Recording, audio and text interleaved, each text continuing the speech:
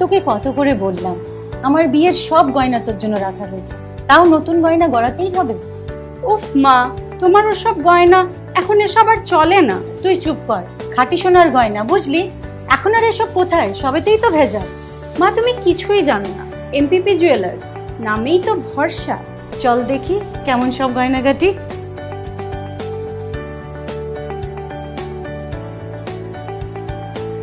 বিয়ের জন্য পছন্দ মতো ডিজাইন, সঙ্গে সঠিক দাম আর খাঁটি সোনা পেতে গেলে আপনাকে আজই আসতে হবে এমপিপি জুয়েলার্স। তাহলে বলো মা, ডিজাইনগুলো কেমন?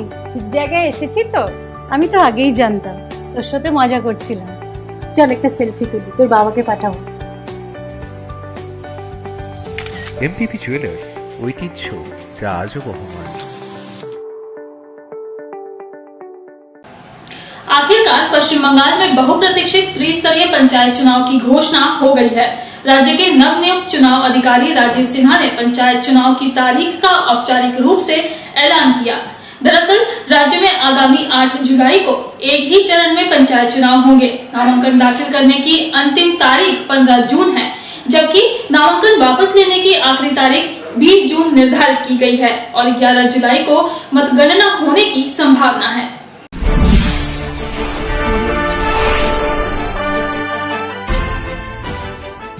आखिरकार पश्चिम बंगाल में बहुप्रतीक्षित त्रिस्तरीय पंचायत चुनाव की घोषणा हो गई। गुरुवार की शाम राज्य के नवनियुक्त चुनाव अधिकारी राजीव सिन्हा ने पंचायत चुनाव की तारीख का औपचारिक रूप से ऐलान किया। दरअसल राज्य में आगामी 8 जुलाई को एक ही चरण में पंचायत चुनाव होंगे। इसके लिए 9 जून अर्थात शुक्रवार को पंचायत चुनाव की अधिसूचना जारी होगी। इसके साथ ही नामांकन दाखिल करने की प्रक्रिया भी शुरू हो जाएगी। पंचायत चुनाव की घोषणा के साथ ही आदर्श चुनाव आचार संहिता लागू हो गई है। पंचायत चुनाव के लिए नामांकन दाखिल करने की अंतिम तारीख 15 जून है, जबकि नामांकन पत्रों की जांच 17 जून को होगी।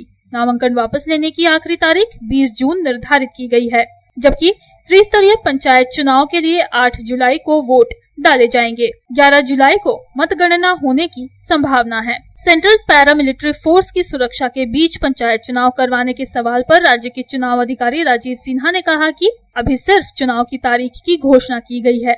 चुनाव आयोग हालात की समीक्षा करने के बाद ये तय करेगा कि पंचायत चुनाव के लिए सेंट्रल पैरामिलिट्री फोर्स की जरूरत है या नहीं।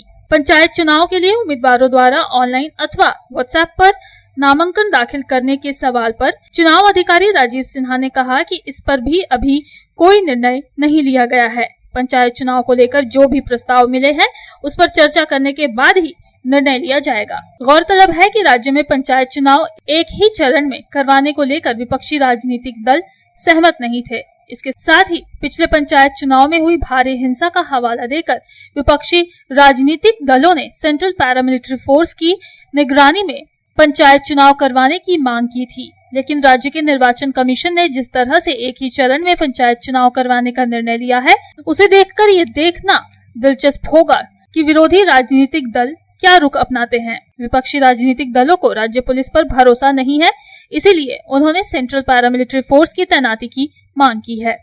राम बाबू यादव की रिपोर्ट, पब्लिक टाइम्स।